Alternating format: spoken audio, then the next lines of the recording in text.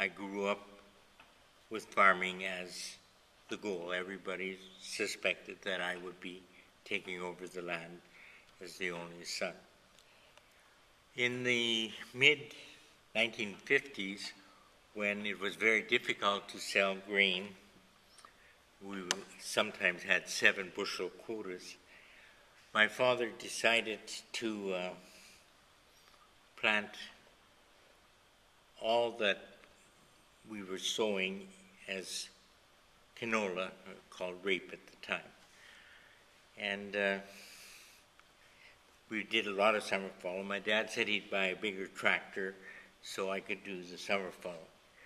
Well, the bugs came and ate up every acre of canola that we had, and I had 5 quarters to summer fallow with a 10-foot cultivator. I jokingly have always told people that is when God told me not to be a farmer. And I was thinking of being a teacher, and I joined the monastery of Benedictines at Munster in 1959, hoping to be a teacher. And I was given the name Andrew, so I go by the name Andrew. And once when I went to Brazil, I needed, the Brazilian said, a birth certificate, a baptismal certificate, and passport, visa. I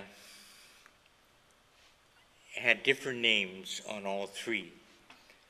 I was baptized Anton Nicholas because the pastor said that Murray was no Christian name. I was registered by my Irish part of my family as Murray, and when I joined the monastery, all my papers were in Andrew. So when I went down to Brazil, my papers were all in Andrew. My baptismal certificate said Anton Nicholas, and my birth certificate said Murray.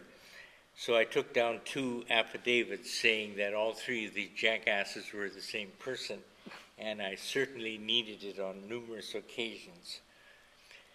I taught at St. Peter's after ordination in 1966, and soon became the principal of St. Peter's College.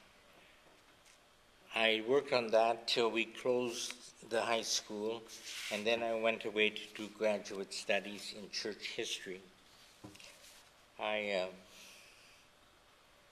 never dreamed of becoming the editor of the paper, but after 2 efforts at having lay editors, didn't seem to have a successful third in line, the abbot suggested that I take over temporarily. I stayed the temporary editor of the Prayer Messenger for 21 years. And it's during that time that I solidified my thinking, and church history was a great help to me, that I recognized that our church was not always preaching one doctrine, that it often changed its mind and changed its emphasis on things. Obviously ones like borrowing money and paying interest on money, slavery, some of those very obvious ones. But in not so obvious ones, we gradually changed from having a community-based church with the laity at the heart to a hierarchical church where all the decisions were made by a very few people over and above the church. So we had really a pipeline theory. There was the church with its baptism and its sacraments, and there was a pipeline up above where the powers and authority reigned.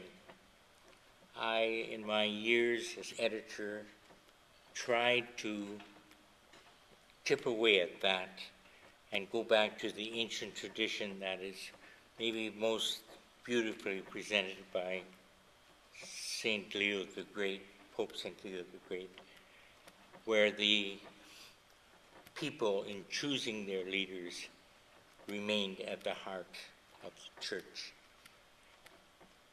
I got Parkinson's disease about 10 years ago, and soon I could not type anymore, and I haven't got the clear, linear thinking ability that I once had, and I felt for the good of the paper I should resign. So the abbot made me editor on April Fool's Day, 1984, and in 205, on April Fool's Day, I resigned. And I have remained closely tied with the promotion of the paper, and this book that I have published is published not to make my own thinking more widespread, but its primary goal was to shore up the sustaining fund for the Prairie Messenger, and that's what we're doing at the present.